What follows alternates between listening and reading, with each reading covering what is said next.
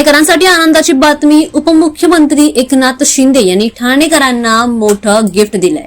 आता ठाण्यामध्ये electric bus, double decker बसेसला आता सुरुवात होते.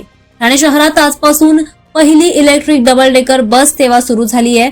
उपमुख्यमंत्री एकनाथ शिंदे यांच्या हस्ते या बसचं लोकार्पण करण्यात आलंय. या नव्या उपक्रमामुळे आता ठाणेकरांचा प्रवास अधिकच आरामदायी होणार आहे. ही आधुनिक बस एकाच वेळी सुमारे 90 प्रवाशांना घेऊन नेऊ शकते.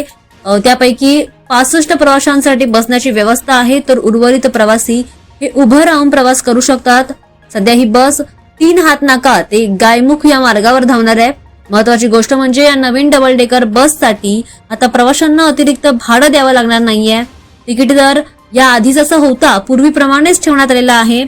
त्यामुळे अधिक आरामदायी प्रवास आता कमी खर्चामध्ये करता येणार आहे. सोबतच ठाणे महानगरपालिकेच्या परिवहन सेवेत लवकरच आणखी 9 इलेक्ट्रिक बसेस दाखल होणार असल्याची माहिती देण्यात आली आहे. या उपक्रमामुळे आता शहरातील वाहतूक व्यवस्था अधिकच सक्षम बनेल आणि प्रदूषण मुक्त होण्यास देखील मोठी मदत होईल. एकूणच इलेक्ट्रिक डबल डेकर बसमुळे आता ठाणेकरांना आधुनिक, सुरक्षित आणि पर्यावरणपूर्वक सार्वजनिक वाहतुकीचा नवा पर्याय उपलब्ध झालाय.